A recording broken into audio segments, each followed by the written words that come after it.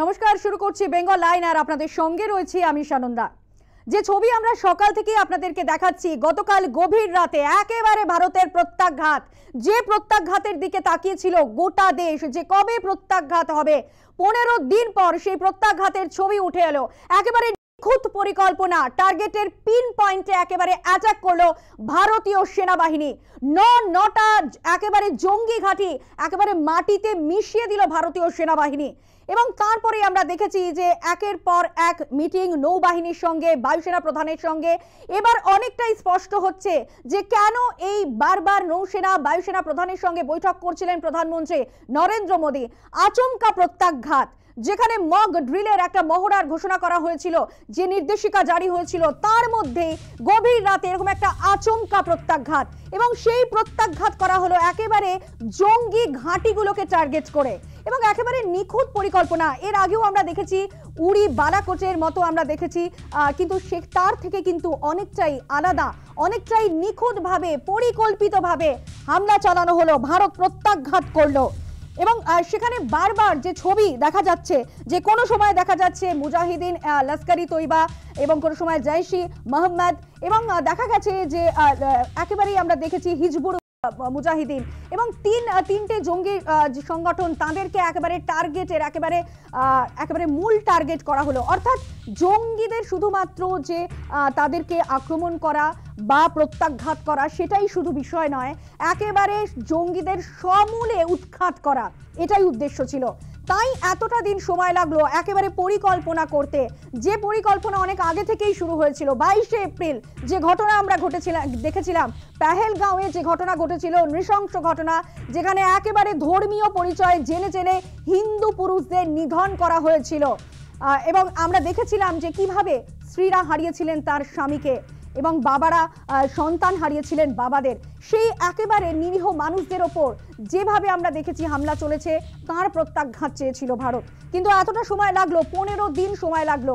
কিন্তু এতটা সময় কেন লাগলো সেটা অনেকটাই স্পষ্ট হচ্ছে এবার, কারণ সেটা অনেকটা পরিকল্পনা করে এই আঘাত আনা হয়েছে, পরিকল্পনা করে প্রত্যাঘাত হয়েছে, নিখুঁতভাবে প্রত্যাঘাত করা হয়েছে। অর্থাৎ উড়ি বালাকোটের থেকে এই প্রত্যাঘাত অনেকটাই তাৎপর্যপূর্ণ, অনেকটাই আলাদা। যেভাবে আমরা দেখেছি যে সাংবাদিক বৈঠক করেছে সেনাবাহিনী, এবং বারবার সেখানে বলা হয়েছে যে কোনো নিরীহ মানুষের ওপর আঘাত আনা হয়নি, কোনো সেনাবাহিনীর ক্যাম্পে আঘাত আনা হয়নি, একেবারে আঘাত আনা হয়েছে জঙ্গি ঘাঁটিগুলোকে টার্গেট করা হয়েছে। সেখানে কিন্তু আমরা দেখেছি কিছুক্ষণ আগেই প্রতিরক্ষা মন্ত্রী রাজনাথ সিং, তিনি সাংবাদিক বৈঠক করেছেন, এবং তিনি বারবার তুলে ধরেছেন যে ভারতীয় সেনা ইতিহাস তৈরি করলো, বদলা নিলেও ভারতীয় সেনা মানবিকতা ভোলেনি, সতর্কতা মানবিকতার পরিচয় দিয়েছে ভারতীয় সেনা। যারা শুধুমাত্র নিরীহদের হত্যা করেছে তাদের ওপরেই কেবল হামলা হয়েছে, একেবারে সিভিলিয়ানরা সেখানে টার্গেট হয়নি। আমরা দেখেছি যে একেবারে নিরীহ মানুষদের যেভাবে টার্গেট করা হয়েছে, নিরীহ পর্যটকদের ওপর যেভাবে টার্গেট করেছিল এই জঙ্গিরা, এবারে কিন্তু একেবারে এই প্রত্যাঘাতের ছবিটা কোথাও গিয়ে আলাদা, এবং সেখানে কিন্তু বারবার সেই কথা তুলে ধরা হয়েছে। যেখানে আমরা দেখেছি যে একেবারে প্রধানমন্ত্রী নরেন্দ্র মোদী যেখানে বারবার বলেছেন যে মাজা ভেঙে গুড়িয়ে দেওয়া হবে, একেবারে যেমন কথা তেমন কাজ।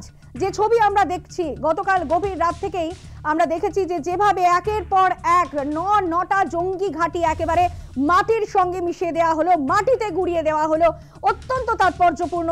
এবারের প্রত্যাঘাত অনেকটা নিখুঁত, অনেকটা পরিকল্পিত, এবং যেটা বলার অপেক্ষা রাখে না যে একেবারেই পরিকল্পনা, মানে লক্ষ্যবস্তু একেবারে স্থির, লক্ষ্যভ্রষ্ট হবে না, এভাবেই পরিকল্পনা করা হয়েছিল। যেখানে একেবারে লক্ষ্যবস্তু স্থির ছিল, যেখানে একমাত্র লক্ষ্য ছিল জঙ্গিদের ঘাঁটি, সেখানে আর কিচ্ছু নয়, সাধারণ নাগরিক নয়, সেনাবাহিনীর কোনো ক্যাম্প নয়, শুধুমাত্র একমাত্র টার্গেট ছিল জঙ্গিদের ঘাঁটি, এবং সেটা একেবারে উড়িয়ে দিল ভারতীয় সেনাবাহিনী। মুম্বাই হামলার পর একেবারে সব থেকে বড় হামলা বলা যেতে পারে, জবাব দিয়েছে ভারত, কিন্তু মানবিকতা ভোলেনি। সেনাবাহিনীর ক্যাম্পে বা সাধারণ নাগরিকদের সেখানে আঘাত আনা হয়নি। আমরা দেখেছি যে সেনাবাহিনীর তরফেও কিন্তু পোস্ট করা হয়েছে, সকালে সেই ছবি আপনাদের তুলে ধরেছি, যে সুবিচার হয়েছে এই প্রত্যাঘাতের পর তাদের তরফেও কিন্তু সেই পোস্ট উঠে এসেছে। এবং কিন্তু এখনো কিন্তু সীমান্তে কোথাও গুলিবর্ষণ চলছে, অর্থাৎ প্রত্যাঘাতেও কি শিক্ষা নেই পাকিস্তানের? এখনো কিন্তু এই প্রশ্ন সামনে আসছে, তারা কি প্রত্যাঘাতের পরেও শিক্ষা পায়নি? যেভাবে এখনো পর্যন্ত সীমান্তে গোলাবর্ষণ চলছে, এখনো কি পাকিস্তান সেই অর্থে প্রত্যাঘাতে সীমান্তের লাগাতার উস্কানি চলছে পাকিস্তানের তরফে, সেখানে কি এখনো পর্যন্ত সেই প্রত্যাঘাতের পর এখনো শিক্ষা হয়নি পাকিস্তানের? সে প্রশ্ন সামনে আসছে। আমরা দেখলাম যে 25 মিনিটের অপারেশন, একেবারে গভীর রাতে পেহেলগাঁও হামলার 15 দিনের মাথায় বদলা। আমাদের সঙ্গে রয়েছেন আমাদের প্রতিনিধি তন্ময় সাহা। তন্ময়, যে বিষয়টা প্রথমেই তুলে ধরবো, যে একেবারে পরিকল্পিত একটা প্রত্যাঘাত, নিখুঁত একটা প্রত্যাঘাত, এবং সেখানে জানতে চাইবো যে এই প্রত্যাঘাতে এই জঙ্গি ঘাঁটির একেবারে মাটিতে মিশিয়ে দেওয়ার জন্য কোন কোন বিষয়গুলো প্রধান কারিগর হয়ে দাঁড়ালো? দেখো, একেবারেই আমরা কিন্তু এর আগে দুটো স্ট্রাইক কিন্তু আমরা খুব স্পেসিফিক্যালি দেখেছি, উড়ি এবং বালাকোট দুটি হামলার ক্ষেত্রেই কিন্তু ভারতের সেনারা তারা পাকিস্তান অকুপাইড কাশ্মীর তার ভেতরে ঢুকেছিল। কিন্তু এই যে অপারেশন সিন্দুর, এটা এক্ষেত্রে একটু আলাদা। আমরা কিন্তু ভারতের সীমান্ত পার করিনি, আমরা যেটা করেছি আমাদের ভূখণ্ডে থেকে, ভারতের ভূখণ্ডে থেকে, এমনকি আমরা এলওসি লাইন অফ কন্ট্রোলও আমরা পার করিনি। আমরা ভারতের ভূখণ্ড থেকে একদম নিখুঁত হামলা করেছি 9টি জায়গায়, যেটা প্রেস কনফারেন্সে বারবার বলা হচ্ছিল, আমরা সকাল থেকে বারবার দেখিয়েছি যে কোনো নাগরিক কোনো সেনা ছাউনি বা হসপিটাল বা কোথাও হামলা করেনি। একদম নিখুঁতভাবে বেছে বেছে যেসব জায়গায় জঙ্গি ঘাঁটি করা হয়েছিল তাতেই একদম হামলা করা হয়েছে। এর আগে তোমার মনে থাকবে আমরা ইসরায়েলের ক্ষেত্রে বারবার সে সময় দেখেছিলাম, ইসরায়েল যখন হামাসকে দমন করছিল যে সময়টায়, এখনও সে যুদ্ধটা চলছে বেশ কিছু অংশে, আমরা দেখেছিলাম যে বারবার কিন্তু গাজার একেবারে স্পেসিফিক বাংকারে বা স্পেসিফিক যেখানে যে জঙ্গি নেতা দাঁড়িয়ে আছে, হামাসের যে নেতা যেখানে রয়েছেন, সেখানে বারবার হামলা হয়েছে। আমরা আফগানিস্তান যুদ্ধের ক্ষেত্রে দেখেছিলাম এবং অন্যান্য বিশ্বের বিভিন্ন প্রান্তে যেসব যুদ্ধ হয় সেক্ষেত্রে দেখেছিলাম একদম স্পেসিফিক বারবার নিখুঁত নিশানা, অর্থাৎ যে বাংকারে সেই অপরাধী লুকিয়ে রয়েছেন, যিনি টার্গেট, তিনি যেখানে লুকিয়ে রয়েছেন সেখানে একমাত্র সেখানে গিয়েই মিসাইলটি পড়বে। পাক অকুপাইড কাশ্মীর এবং পাকিস্তানের মূল ভূখণ্ড, এই যে 9টি হামলা বেছে বেছে ভারতীয় সেনাবাহিনী করলো, তার ক্ষেত্রে কিন্তু প্রত্যেক ক্ষেত্রে কিন্তু একেবারে নিখুঁত হামলা হয়েছে। একেবারে আমরা অন্যান্য দেশের ক্ষেত্রে দেখেছি এই ধরনের হামলা কিন্তু একাধিকবার নিশানা ভুলচুক হয়, যেহেতু এটা জিপিএস, আইএনএস ও একাধিক রেডার দিয়ে এইসব নিশ্চিত করা হয় যে কাকে টার্গেট করা হচ্ছে, কীভাবে টার্গেট করা হচ্ছে। কিন্তু ভারতের ক্ষেত্রে 9টি হামলার 9টি কিন্তু একেবারে নিখুঁত, এবং এক্ষেত্রে সর্বভাবে একদম 3টে অস্ত্র ভারতের, একদম স্পেসিফিক্যালি 3টে অস্ত্র কিন্তু কাজ করছে, এবং যার মধ্যে প্রথমটি যেটা বলতে হয় সেটি হচ্ছে স্কাল্প ক্রুজ মিসাইল। আমরা দেখেছি, আমি একটু আগে যে বিষয়গুলো আমরা সকাল থেকে দেখাচ্ছি যে যেসব জঙ্গি ঘাঁটিতে হানা হয়েছে সেগুলি সীমান্ত থেকে কোনোটা 30 কিলোমিটার, কোনোটা 12 কিলোমিটার, কোনোটা 6 কিলোমিটার, একেবারে এগুলোকে বেছে বেছে হামলা করা কিন্তু একেবারে সহজ কথা নয়। সেক্ষেত্রে স্কাল্প ক্রুজ মিসাইল ফ্রান্স এবং ইউকের যৌথভাবে তৈরি সেই ক্রুজ মিসাইল কিন্তু 500 কিলোমিটার পর্যন্ত হামলা করতে সক্ষম এবং নিখুঁতভাবে। যে মিসাইল এর আগে লিবিয়া এবং সিরিয়াতে ব্যবহার করা হয়েছিল, সেই মিসাইল কিন্তু এবার ভারত ব্যবহার করলো। এবং এই যে স্কাল্প মিসাইল, এটা কিন্তু যুক্তরাজ্যে পরিচিত স্টর্ম শ্যাডো নামে। এবং পাশাপাশি যেটা জানি যে এই যে বিশেষ মিসাইল স্ক্যাল্প মিসাইল, এটা কিন্তু বাংকার এবং মাটির নিচে যেসব হাইড আউট করা হয়, জঙ্গিরা মাটির নিচে হাইড আউট করে যাতে আপাতভাবে বোঝা যায় না তারা কোথায় রয়েছে, সেগুলো কিন্তু একেবারে বেছে বেছে টার্গেট করতে সক্ষম। আরও একটা অস্ত্র যার কথা বারবার বলা হচ্ছে সেটা হচ্ছে হ্যামার বোমা। এই ধরনের বোমা 15 থেকে 70 কিলোমিটার দূর পর্যন্ত নিখুঁত হামলা করতে সক্ষম, এবং যেটা সবথেকে বেশি ইম্পর্টেন্ট, 125 কেজি থেকে 1000 কেজি পর্যন্ত বিস্ফোরক এই বোমায় কিন্তু ব্যবহার করা যায়। অর্থাৎ ভাবতেই পারছো যে 1000 কেজি বিস্ফোরক যদি যে কোনো বাংকার কিন্তু গুড়িয়ে দেওয়ার পক্ষে যথেষ্ট। এবং সেক্ষেত্রে কিন্তু আমরা যে ছবি দেখেছি জেইশের মূল ঘাঁটি মাসুদ আজহারের মূল কার্যালয় তা একেবারে ধ্বংস করা হয়েছে, 14 জন সেখানে মারা গেছে, তার মধ্যে 10 জন মাসুদ আজহারের পরিবারের ধ্বংস। সেই যে ধ্বংসের ছবি আমরা দেখেছি, একেবারে লণ্ডভণ্ড হয়ে গেছে সব দিক, তার কিন্তু এই ধরনের ক্ষেপণাস্ত্র অর্থাৎ স্কাল্প মিসাইল এবং হ্যামার বোমার মতো এই শক্তিশালী ক্ষেপণাস্ত্রের কাজ।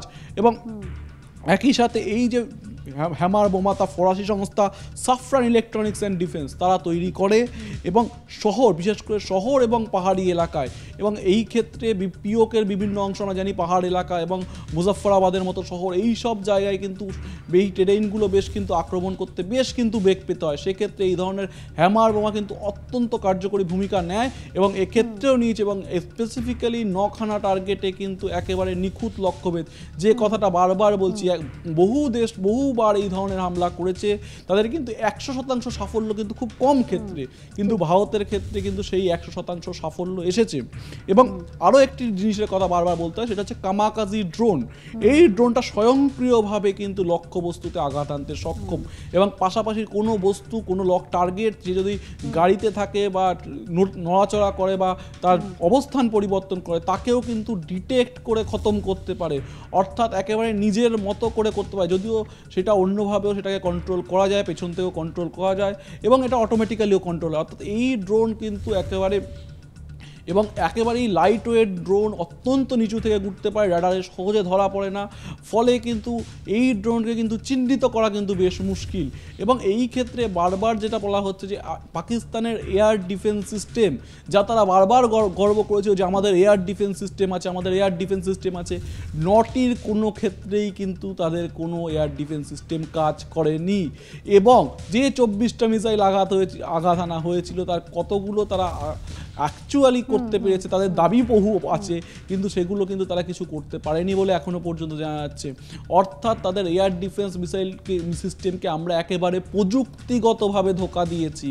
তারা আমাদের এই যে প্রযুক্তি আমরা এই যুদ্ধের ক্ষেত্রে দেখালাম, একেবারে যারা সন্ত্রাসবাদে মদত দেয় তাদের কিন্তু একেবারে চোখে আঙুল দিয়ে বুঝিয়ে দেওয়া হলো যে আমাদের আর সীমান্ত পার করে তাদের দেশে যেতে হয় না। আমরা এখান থেকে বেছে বেছে, যেভাবে প্রথম বিশ্বের দেশগুলো ইসরায়েল, আমেরিকা, ফ্রান্স, ইউকে, এরা যেভাবে বেছে বেছে টার্গেটেডভাবে জঙ্গিদের ধ্বংস করে, তাদের কিন্তু সেই একই পদ্ধতিতে আমরা একই প্রযুক্তির ব্যবহার করি। অর্থাৎ এক্ষেত্রে কিন্তু ভারতের কিন্তু সামরিক যে পরাশক্তি, সেই পরাশক্তির কিন্তু একটা অভূতপূর্ব, এর আগে কিন্তু এই ধরনের পরাশক্তি আমাদেরকে এই যে একেবারে 3টে জঙ্গি ঘাঁটি গুড়িয়ে দেওয়ার ক্ষেত্রে প্রধান কারিগর হিসেবে এই 3টি বিষয় অত্যন্ত গুরুত্বপূর্ণ ভূমিকা নিয়েছে, যেখানে একেবারে টার্গেটেড পয়েন্টে অ্যাটাক করা হয়েছে, যেখানে লক্ষ্যমাত্রা ভ্রষ্ট হয়নি, একেবারে লক্ষ্যে টার্গেট করা হয়েছে, এবং ভারতীয় সেনাবাহিনী সেখানে সফল হয়েছে। এবং তুমি যেটা বলছিলে যে সামরিকভাবে ভারত তার স্ট্রেংথ আবার বুঝিয়ে দিল, যে সামরিকভাবে ভারত কতটা এগিয়ে রয়েছে। একেবারেই যে সামরিকভাবে ভারত এই মুহূর্তে কিন্তু ভারতের আর্সেনাল, ভারতের যে যুদ্ধ সম্ভার, তা আমরা কিন্তু বারবার কিন্তু ট্রাই করি। ডিআরডিওর আমরা একাধিক পরীক্ষা দেখেছি, এবং এই গত কয়েকদিনও আমরা কিন্তু বেশ কিছু পরীক্ষা, মিসাইল উৎক্ষেপণ এগুলো দেখেছি, এবং তার বিভিন্ন সাফল্য আমরা দেখেছি। কিন্তু এই যে যুদ্ধকালীন পরিস্থিতি, হামলার, এটা একেবারেই যুদ্ধ নয়, এটা কিন্তু একেবারে বলা যেতে পারে বরঞ্চ জঙ্গিবাদের বিরুদ্ধে যুদ্ধ। এই পরিস্থিতিতে দাঁড়িয়ে আমরা যে কত নিখুঁত, ট্যাকটিক্যাল, এবং সব একবার বিশেষ করে ট্যাকটিক্যাল যে ক্ষেত্রে, এবং আরও একটি জিনিস, ভারতের শুধু এই যুদ্ধ সামরিক শক্তি নয়, ভারত যে কত ভালো ব্লাফ করতে পারে সেটাও যেন কোথাও একটা, আমি জানি না সেটা সঠিক কিনা, কিন্তু একেবারে ভারতের কেন্দ্রীয় সরকারের তরফ থেকে বলা হলো যে একটা মক ড্রিল হবে, গোটা দেশে নির্দেশ দেওয়া হলো মক ড্রিল হবে, এবং তারপরে রাত 1টা 5-এ এই ধরনের হামলা। এটা কি ব্লাফ ছিল? এখানেও কিন্তু একটা প্রশ্ন উঠছে, যে তুমি যে প্রশ্ন তুলে দিলে, যে যেখানে মক ড্রিলের নির্দেশিকা জারি হয়েছে, বিভিন্ন রাজ্যে রাজ্যে মক ড্রিল হবে, সেখানে হঠাৎ করে একটা আচমকা এরকম একটা প্রত্যাঘাত, এটা কি একটা কৌশল ছিল ভারতের? বেশ তন্ময়, আমি এই প্রশ্নটি তোমার কাছে ফিরবো, একটা বিরতি নিয়ে আবারও ফিরছি, সঙ্গে থাকুন। ফিরে এলাম বিরতির পর, দেখছেন বেঙ্গল লাইন। একেবারে নিখুঁত অপারেশন সিন্দুর। আপনারা জানেন যে যেভাবে আমরা দেখলাম গতকাল গভীর রাতে একেবারে টার্গেটের পিন পয়েন্টে অ্যাটাক করলো ভারতীয় সেনা, 9টি জঙ্গি ঘাঁটি মাটির সঙ্গে মিশিয়ে দিল ভারতীয় সেনা। আমাদের সঙ্গে রয়েছেন আমাদের প্রতিনিধি তন্ময় সাহা। তন্ময়, যে বক্তব্য যিনি আলোচনা করছিলাম যে বিষয় নিয়ে একদমই তুমি যেটা বলছিলে যে সামরিকভাবে কতটা ভারত এগিয়ে রয়েছে সেই নজির যেমন আমরা দেখলাম একেবারে, তারপরেও যেটা বিষয় যে এরকমভাবে একটা নিখুঁত পরিকল্পনা, কিন্তু এর মধ্যে একটা কৌশলও কি ছিল ভারতের, যেখানে আমরা জানি যে আজকে মক ড্রিল করার নির্দেশিকা জারি করা হয়েছিল স্বরাষ্ট্র মন্ত্রকের তরফে, এবং তার মধ্যেই গভীর রাতে আচমকা এরকম একটা প্রত্যাঘাত, এটা কি ভারতের একটা কৌশল? দেখো, সেটা একেবারে সরকারিভাবে তো কোনো ইনফরমেশন এখনো পর্যন্ত নেই, কোনো কনফার্মেশন নেই, কিন্তু এটাকে কিন্তু বলাই যায় একটা ব্লাফ। যখন হয়তো পাকিস্তান ভাবছে যে ভারত এই মুহূর্তে ডিফেন্সিভ মুডে রয়েছে, নিজের ডিফেন্স শক্ত করতে তারা ব্যস্ত, সেই সময় দাঁড়িয়ে এই ধরনের হামলা, এটা ব্লাফ কিনা তার কোনো কনফার্মেশন নেই, কিন্তু এটা যদি ব্লাফ হয়, এটা যদি সারপ্রাইজ হয়, তাকে তো অত্যন্ত কৌশলী, তা নিয়ে কোথাও সন্দেহ নেই। কারণ এর আগে যখন আমরা বারবার দেখেছি, যে আগের যে দুটো বারবার উড়ি এবং বালাকোট যে দুটো স্ট্রাইকের কথা আমরা বলেছি, সেক্ষেত্রে কিন্তু আমরা বারবার দেখেছি ভারত কিন্তু হামলার কিছুক্ষণ আগে পর্যন্ত কোথাও বুঝতে দেয়নি যে ভারত হামলা করতে চলেছে বা স্ট্রাইক করতে চলেছে। সেই ক্ষেত্রে দাঁড়িয়ে এই যে অপারেশন সিন্দুর, সেটাও কোথাও সেটা তার মধ্যে আরও একটা বড় ব্লাফ খেলা হলো কিনা। কারণ আমরা যদি বারবার দেখেছি যে একই সময়কাল 12 দিন 14 দিন এই সময়কালের মধ্যে কিন্তু বারবার স্ট্রাইক করেছে, সেক্ষেত্রে এইটা নতুন কোনো ব্লাফ কিনা তা এখনও কনফার্মেশন নয়, কিন্তু যদি হয় তা কিন্তু নিঃসন্দেহে কৌশলী বলে কিন্তু মনে করছে, বিশেষ করে যারা ওয়াকিবহল মহল, যারা এই ধরনের এক্সপার্ট, তারা কিন্তু এটাকে অত্যন্ত গুরুত্বপূর্ণ কৌশল হতে পারে বলে মনে করছে। সায়নদা, আপাতত ধন্যবাদ তন্ময়, তোমায় আমরা কথা বলছিলাম, আমাদের সঙ্গে ছিলেন আমাদের প্রতিনিধি তন্ময় সাহা। কিন্তু এই যে প্রত্যাঘাত, এই প্রত্যাঘাতের রাজনৈতিকভাবে এর প্রভাব কি পড়তে চলেছে, কতটাই বা প্রভাব পড়তে চলেছে? এই প্রত্যাঘাত যেভাবে ভারত গভীর রাতে এরকম একটা প্রত্যাঘাত করলো, একেবারে নিখুঁত পরিকল্পনা, টার্গেটের পিন পয়েন্টে অ্যাটাক করলো ভারতীয় সেনাবাহিনী, একেবারে পরের পর জঙ্গি ঘাঁটি একেবারে মাটির সঙ্গে মিশিয়ে দিল, মাটির সঙ্গে গুঁড়িয়ে দিল ভারতীয় সেনাবাহিনী। নিজের দেশের সীমান্তের মধ্যে থেকেই একের পর এক লক্ষ্যবস্তুতে হানা, গুঁড়িয়ে গেল পাকিস্তানের নটি জঙ্গি ঘাঁটি। পেহেলগাঁওয়ের জঙ্গি হামলার চরম প্রত্যাঘাত দেখালো ভারত, যে প্রত্যাঘাতের দিকে তাকিয়েছিল গোটা দেশের মানুষ এদিকে তাকিয়েছিল যে কবে প্রত্যাঘাত করবে ভারত। একেবারে পেহেলগাঁওয়ের 15 দিনের মাথায় সেই প্রত্যাঘাত, একেবারে পিন পয়েন্টে অ্যাটাক, নিমেষে আশ্রে পড়ল মিসাইল, একেবারে পর আমরা দেখলাম একের পর এক জঙ্গি ঘাঁটি ধ্বংস হয়ে গেল। এবং শুধুমাত্র জঙ্গি ঘাঁটি নয়, গোটা বিশ্বকে ভারত দেখালো তার সামরিক ক্ষমতা।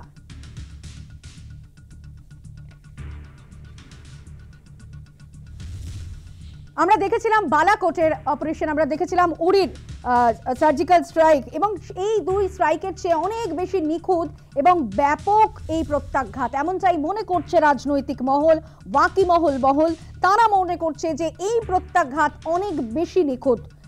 গত দুবারের মতো এই হামলার যে সারপ্রাইজ এলিমেন্ট, সেই এলিমেন্টকেও কিন্তু তারা বিশেষ গুরুত্ব দিচ্ছেন।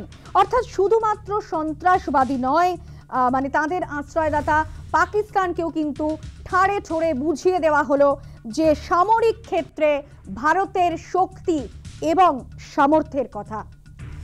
যে ছবি আমরা সকাল থেকে আপনাদের তুলে ধরেছি, একেবারে 25 মিনিটের অপারেশন, 15 দিনের মাথায় মিডনাইট স্ট্রাইক ভারতের। কিন্তু এই প্রত্যাঘাত, এই স্ট্রাইক কতটা তাৎপর্যপূর্ণ রাজনৈতিকভাবে, এর কি প্রভাব আমরা জানবো। আমাদের সঙ্গে সরাসরি রয়েছেন আমাদের প্রতিনিধি চিন্ময় ভট্টাচার্য। চিন্ময় দা, যে মিডনাইট স্ট্রাইক আমরা দেখলাম, 25 মিনিটের একটা অপারেশন, একেবারে পরের পর গুড়িয়ে গেল জঙ্গিদের ঘাঁটি, এর রাজনৈতিকভাবে এর গুরুত্ব কতখানি, এর প্রভাবই বাকি পড়তে চলেছে, কি মনে করছে ওয়াকিবহল? দেখো, বিষয়টা হলো যে যেভাবে অপারেশন চালানো হয়েছে, যে নিখুঁত তৎপরতা দেখিয়েছে ভারতীয় সেনাবাহিনী, তাতে একদিকে যেমন এইটা প্রমাণিত হয়েছে যে ভারতীয় সেনাবাহিনী কতটা শক্তিশালী। ভারতীয় সেনাবাহিনী চাইলে প্রতিপক্ষ দেশে গিয়ে, শত্রুদের ধ্বংস করে আসতে পারে, একজনও নিরীহ মানুষকে না মেরে একেবারে বেছে বেছে টার্গেট লক্ষ্য করে তারা আক্রমণ শানাতে পারে সফলভাবে, সেইটা প্রমাণিত হয়েছে। অর্থাৎ গোটা বিশ্বের কাছে ভারতের, একই সঙ্গে ভারতের শক্তি এবং ভারতের সহনশীলতা, সেই দুটো জিনিস কিন্তু একই সঙ্গে সামনে এসেছে। শক্তি এইটা যে শত্রু দেশে গিয়ে শত্রুকে ধ্বংস করে আনা, সহনশীলতা এবং ভারতের নিয়ন্ত্রণ, সেইটাও একই সঙ্গে প্রমাণিত হয়েছে যে শুধুমাত্র বেছে বেছে জঙ্গিদেরই খতম করা হয়েছে। এর বাইরে, জঙ্গিদের বাইরে কোনো নিরীহ মানুষ, কোনো নিরীহ বস্তু টার্গেট হয়নি, কোনো বসবাসকারী বাড়ি ধ্বংস করা হয়নি। কাজেই একই সঙ্গে ভারত তাদেরকে যে নিয়ন্ত্রণ করেছে, ক্ষমতা থাকা সত্ত্বেও, সামরিক ক্ষমতা থাকা সত্ত্বেও যে কোনো দোষ করেনি, যে নিরপরাধ, তার যে দোষ পাওয়া, তার যে শাস্তি পাওয়া উচিত নয়, এই জায়গাটায় নিজেকে সংযম দেখিয়েছে, সহনশীলতা দেখিয়েছে। ভারত বরাবরই শান্তির পক্ষে, শান্তির বাণী প্রচার করে এসেছে, বুদ্ধের দেশ ভারত, এবং এক্ষেত্রেও ভারত সেই নীতি অবলম্বন করলো যে ভারত যদি আক্রান্ত না হয় তাহলে ভারত কিন্তু পাল্টা আঘাত কখনো হানে না। আজকে আবারও সেইটা প্রমাণিত হলো। কাজেই একই সঙ্গে গোটা বিশ্বের কাছে ভারতের শক্তি এবং সম্ভ্রম দুটোই একই সঙ্গে কিন্তু আবার প্রমাণিত হলো, গোটা বিশ্বের কাছে তা আবারও সামনে এলো। এইটা যদি ভারতের দিক হয়, তাহলে উল্টো দিকটা হচ্ছে পাকিস্তানের ক্ষেত্রে কি হলো, যে পাকিস্তান যে জঙ্গিদের মদদ দিচ্ছিল দীর্ঘদিন ধরে, পাকিস্তানের মাটি ব্যবহার করে যে সন্ত্রাসবাদী কার্যকলাপ চলছিল, সেই জায়গাটা গোটা বিশ্বের সামনে আবারও চলে এলো যে পাকিস্তানের মাটিতে এই সন্ত্রাসবাদীরা, এই জঙ্গিরা লুকিয়েছিল, এবং গোটা বিশ্বের কাছে পাকিস্তানকে আবারও নতুন করে জবাবদিহি করতে হবে কেন এই জঙ্গি ঘাঁটি পাকিস্তানের মাটিতে ছিল, পাকিস্তান কেন তাদের মাটি ব্যবহার করতে দিয়েছে জঙ্গি কার্যকলাপ চালানোর জন্যে। কাজেই একই সঙ্গে যেমন ভারতের সম্মান, সম্ভ্রম, শক্তি গোটা বিশ্বের কাছে সামনে এলো, বাড়লো, অন্যদিকে পাকিস্তান কিন্তু আরও একটু লজ্জার কবলে পড়লো, গোটা বিশ্বের কাছে তাদের মাথা হেট হয়ে গেল। এই একই অপারেশনে এই জোড়া সাফল্য, এইটা কিন্তু সামনে এসেছে। যে ভারত হয়তো প্রত্যাঘাত করেছে, বদলা নিয়েছে, কিন্তু ভারত মানবিকতা ভোলেনি, ভারত শান্তি চায়, তাই তারপরেও কিন্তু মানবিকতা ভোলেনি, বদলা নিয়েছে, প্রত্যাঘাত নিয়েছে। যারা হামলা করেছে ঠিক তাদেরকেই শুধুমাত্র টার্গেট করা হয়েছে। আমরা এই খবর নিয়ে, আমরা এই ইস্যু নিয়ে সকাল থেকে ছিলাম এবং এখনো আলোচনায় থাকবো। একটা বিরতির পর অবশ্যই সঙ্গে থাকুন। ফিরে এলাম বিরতির পর, দেখছেন বেঙ্গল লাইন। পেহেলগাঁও হামলার 15 দিনের মাথায় প্রত্যাঘাত করলো ভারত, একেবারে মিডনাইট স্ট্রাইক করলো ভারত। পরপর 9টি জঙ্গি ঘাঁটি উড়িয়ে দিল, মাটিতে মিশিয়ে দিল ভারতীয় সেনাবাহিনী। যে প্রত্যাঘাতের দিকে গোটা দেশ তাকিয়েছিল, সেই প্রত্যাঘাত আমরা দেখলাম, এবং একেবারে 15 দিনের মাথাতে এই প্রত্যাঘাতের ছবি উঠে এলো। ভারতীয় সেনাবাহিনী একেবারে দুরুমুশ করে দিল জঙ্গি ঘাঁটি, 9টা জঙ্গি ঘাঁটি তারা মাটিতে মিশিয়ে দিল। আমরা কথা বলেছিলাম অবসরপ্রাপ্ত গ্রুপ ক্যাপ্টেন RK দাসের সঙ্গে, তিনি কি বলেছেন শোনাবো। গিয়ে ওদের যে জঙ্গি ঘাঁটিগুলো ছিল ওগুলো একদম গুড়িয়ে দিয়েছি। আমাদের অবজেক্টিভ ছিল পাকিস্তান আর্ম ফোর্সেসকে এনগেজ করা ছিল না, আমরা মাত্র আমাদের উদ্দেশ্য ছিল is only to destroy the terror camps, ওখানে যেখানে জঙ্গি ঘাঁটিগুলো ছিল ওগুলোকে ধ্বংস করা। আমরা এর আগে উড়ি এয়ার স্ট্রাইক করেছিলাম, বালাকোট করেছিলাম, যখন উড়ি সার্জিক্যাল স্ট্রাইক করেছিলাম, বালাকোট এয়ার স্ট্রাইক করেছিলাম, তখন আমাদের অবজেক্টিভটা লিমিটেড ছিল, একটা জায়গায় গিয়ে ধ্বংস করে চলে আসা। বাট এবার আমরা 9খানা জায়গায় গিয়ে অ্যাটাক করেছি, অ্যান্ড প্রত্যেক কটা স্ট্রাইক আমাদের যা ছিল হাইলি সাকসেসফুল। অ্যান্ড এখন যা মনে হচ্ছে পাকিস্তান আইদার যদি ওরা একটা প্রত্যাঘাত যদি চেষ্টাও করে, ইন্ডিয়ান আর্ম ফোর্সেস আর রেডি, আর ওদের এমন একটা আমরা জবাব দেব কি ওরা আমার মনে হয় না করতে পারবে। ইন্ডিয়ান আর্মি, নেভি, এয়ারফোর্স একদম প্রস্তুত আছে তার জন্য, দেশের লোকেরাও যেন প্রস্তুত থাকে তার জন্য মক ড্রিল আর এইসব সিভিল ডিফেন্স এক্সারসাইজ হচ্ছে। কিন্তু ওভারঅল যদি দেখা যায় পাকিস্তানের মনোবল এই মুহূর্তে অনেকটাই পড়ে রয়েছে ভারতের বিরোধিতা করার জন্য। কিন্তু আমরা আমাদের সংকল্প একদম দৃঢ়, উই নো হোয়াট, আমরা কি করতে পারি আর কিভাবে পাকিস্তানকে সেই একদম উল্টা জবাব দেবে। পৃথিবীর সামনে আমরা একটা উদাহরণ পেশ করেছি, ইসরায়েল এইভাবে করেছে আক্রমণ, এবার আমরাও করেছি।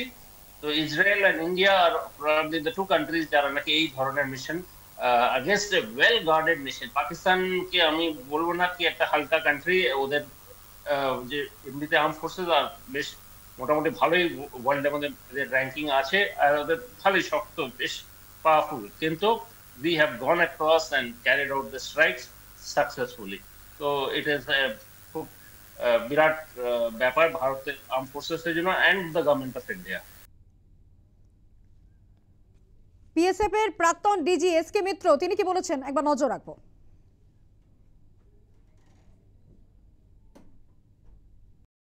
আমরা যে কাজটা করেছি আমরা কিন্তু বাধ্য হয়ে করেছি। আমরা পাকিস্তানের মতো এই নয় যে তার জমিতে শুধু শুধু ঢুকবো আর তাকে মারবো না। সে তাহলে হলে তো ৭১ ওয়ারে অনেক কিছু করে নিতে পারতাম আমরা, কিন্তু আমরা ডেমোক্রেটিক কান্ট্রি, আমরা সেই ডেমোক্রেটিক নর্মস অ্যান্ড রেসপেক্টগুলো আপহোল্ড করি। সেই জায়গায় যেটা পাকিস্তান করেছে কিংবা তাদের আদরের দুলালগুলো করেছে, যাদের অশিক্ষিত লোকগুলোকে খালি মারার বিদ্যাই শিখিয়েছে, তাদের সঙ্গে আমাদের কোনো রকম কম্পেয়ার হতে পারে না। যেটা করা হয়েছে আমি আশা করছিলাম যে ৪২টা যে ওদের রয়েছে এরকম স্পট যেখানে টেররিস্ট আশ্রয় নেয়, তাদের ট্রেনিং দেওয়া হয়, যে ৪২টা না হলে অন্তত ২২টা এইরকম যে রয়েছে ওদের হাইড আউটগুলো কিংবা ওদের ক্যাম্পগুলো, ওদের ট্রেনিং সেন্টারগুলো, প্লাস যারা এই কাজগুলো করছে তাদের ধ্বংস করে দেওয়া। কারণ এখন আর কোনো রকম মার্সি নেই। যেভাবে ওরা করেছে সেই আমাদের প্রত্যেক ভারতবাসীর কিন্তু সেই জায়গায় একটা ঋণ রয়ে গেছে, যতক্ষণ না ওই ৪ জন যে পশু তারা এসে তাদের আমরা ঠিক মতো ট্রিটমেন্ট যতক্ষণ না দেব ততক্ষণ কিন্তু আমার মনে হয় যে আমরা শান্ত হব না। আজকে এই সিঁদুরের যে জিনিসটা, ইট ইজ এ রিমাইন্ডার যে কত মহিলার, কত বোনেদের আমার দেশে বসে তাদের হাজব্যান্ডদের হত্যা করে এই সিঁদুর তোমরা ছিনিয়ে নিয়েছ। এই মিসাইল কিংবা এইসবগুলো বানানো হচ্ছে কেন? বানানো হচ্ছে এই জন্যে যে টার্গেট শুড বি ডিমলিশড। সেই জায়গাটায় যদি না করতে পারি তাহলে আমাদের দুর্বলতা। আমরা একটা গ্রোয়িং কান্ট্রি, সেই জায়গাটায় আমরা probably in the fire power we are 4th in the entire world. তো আমাদের ভয়টা কোথায়? একটা পাকিস্তানের মতো একটা rogue and failed state, failed country, তাদের জন্য আমাদের কেন হবে? যেটা করা হয়েছে অত্যন্ত ভালো এবং এই প্রেসিশন দরকার। অ্যান্ড তার সঙ্গে যেটা মোদি করেছেন, আই মাস্ট কংগ্রাচুলেট হিম, যে উনি একটা এলিমেন্ট অফ সারপ্রাইজটাকে একদম ভাঙেননি। উনি বলেছেন যে আমরা এখন মক ড্রিল এইসব আমরা প্র্যাকটিস করব। অথচ আমরা ভেবেছিলাম সবাই দেশবাসী যে তিনি বোধহয় আমাদের একটা শেখার জন্য বলছেন, যদি কোনো কিছু হঠাৎ কিছু হয়ে যায় তখন আমরা কি অ্যাকশন নেব। তার আগেই উনি অ্যাকশনটা দিয়ে দিলেন and he took everybody by total surprise. খুব ভালো, কারণ এই যারা আমাদের এয়ারফোর্সের চিফ রয়েছেন, আমাদের নেভাল চিফ রয়েছেন, আমাদের ইনফ্যান্ট্রি মানে আর্মি চিফ রয়েছেন, তাদের প্রত্যেককে কমপ্লিমেন্ট জানাচ্ছি, because they have been planning in the part of the planning. সুতরাং আমরা আশা করব যে এর পরে যা হবে আরো বেশি প্রিসাইজ হবে, আরো বেশি স্ট্রং হবে, আরো বেশি ডিভাস্টেড। বালাকোট উরির থেকে কয়েক গুণ বেশি এই প্রত্যাঘাত, অনেক বেশি ব্যাপক এবং অনেক বেশি নিখুঁত ছিল বলেই মনে করছে ওয়াকিবহল মহল। যেসব জায়গায় সন্ত্রাসবাদী হানার পরিকল্পনা করেছিল পাকিস্তান, বেছে বেছে সেখানেই স্ট্রাইক করল ভারত। এ বিষয়ে কি বলছেন প্রাক্তন সেনাকর্তা কর্নেল সৌমিত্র রায়, শোনাবো। দরকার ছিল, এটাই তো সবাই এক্সপেক্ট করছিল। দেখো জবাবটা এরকম ভাবে দেওয়া হলো যেটা আমরা একটা টেকনিক্যাল ওয়ার পাকিস্তানের মধ্যে নিয়ে গেলাম, তাও প্রিসিশন স্ট্রাইক।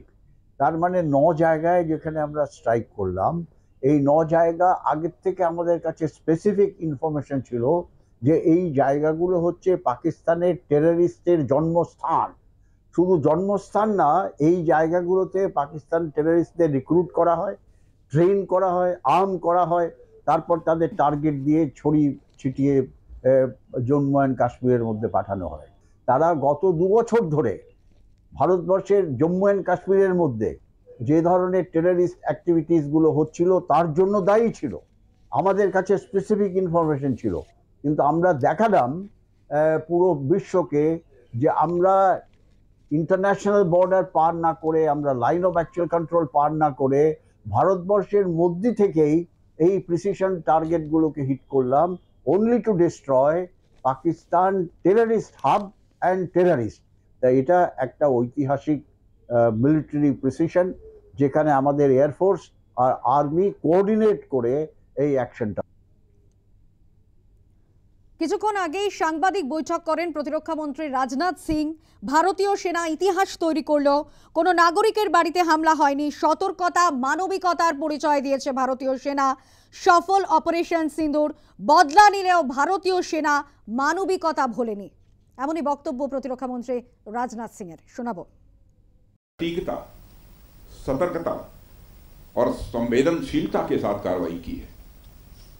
हमने जो लक्ष्य तय किए थे उन्हें ठीक समय तय योजना के अनुसार सटीकता से उन्होंने ध्वस्त किया है और किसी भी नागरिक ठिकाने, सिविलियन पॉपुलेशन को जरा भी प्रभावित न होने देने की संवेदनशीलता भी हमारी सेना ने दिखाई है, जिसके लिए मैं हमारे सेना के जवानों और अधिकारियों को पूरे देश की ओर से मैं साधुवाद देता हूं और सेना को संपूर्ण संबल प्रदान करने के लिए अपने प्रधानमंत्री माननीय नरेंद्र मोदी जी को भी मैं साधुवाद देता हूं। हमने केवल उन्हीं को मारा जिन्होंने हमारे मासूमों को मारा। प्रधानमंत्री श्री नरेंद्र मोदी के नेतृत्व में हमारी सेनाओं ने ऑपरेशन सिंदूर लॉन्च करके पहले की तरह ही इस बार भी आतंकियों को ट्रेनिंग देने वाले कैंप्स को तबाह करके करारा जवाब दिया है।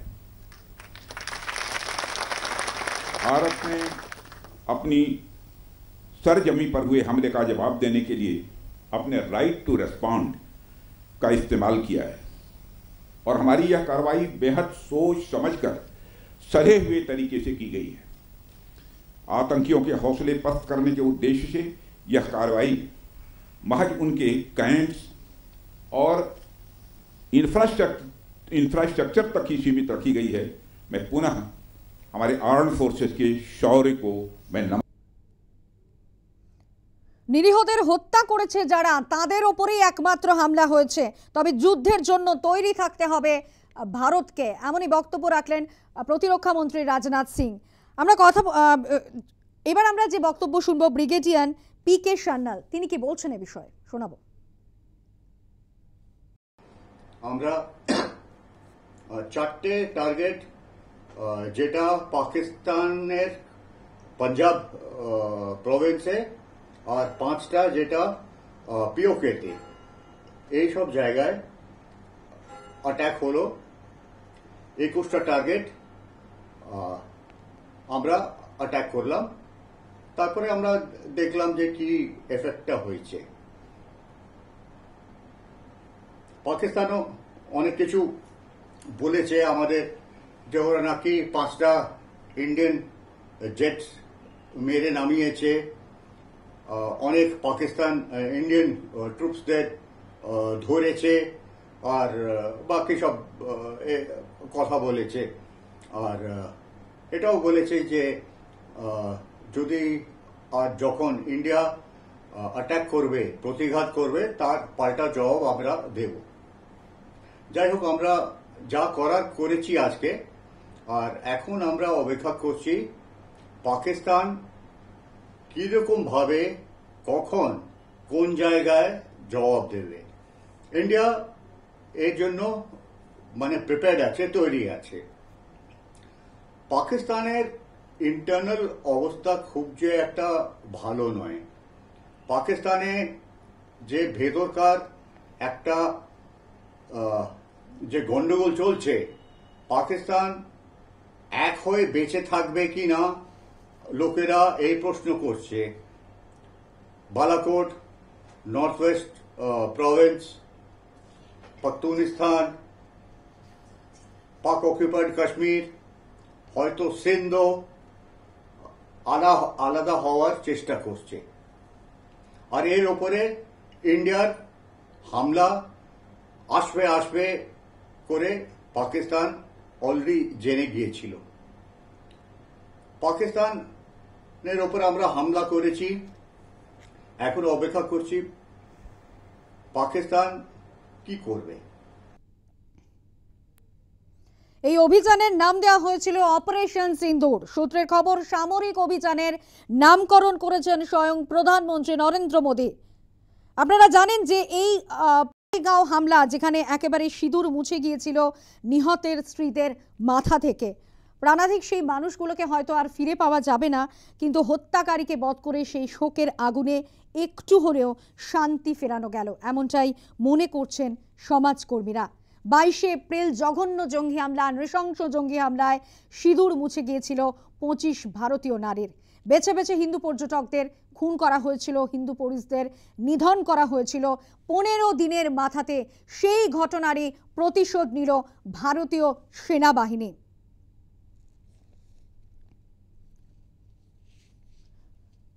রাত 1:44 পেহেলগাঁও হামলার 15 দিনের মাথায় এই প্রত্যাঘাত। 9টি জঙ্গি ঘাঁটি একেবারে মাটির সঙ্গে মিশিয়ে দিল ভারতীয় সেনাবাহিনী।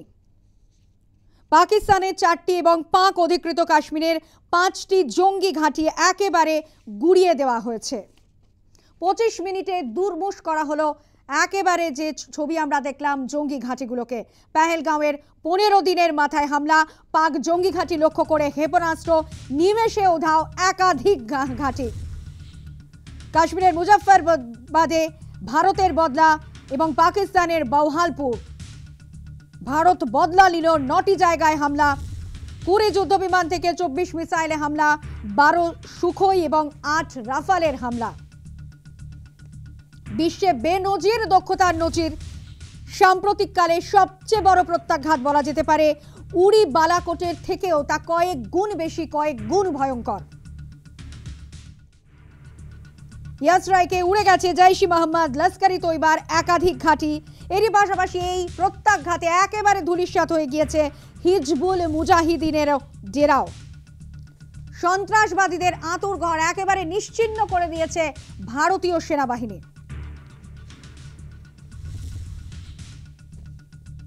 সীমান্ত পার নয়, নিজের দেশের সীমান্তের মধ্যে থেকেই একের পর এক লক্ষ্যবস্তুতে হানা। গুড়িয়ে গেল পাকিস্তানের 9টি জঙ্গি ঘাঁটি। পেহেলগাঁওয়ে জঙ্গি হামলার চরম প্রতিশোধ নিল ভারত।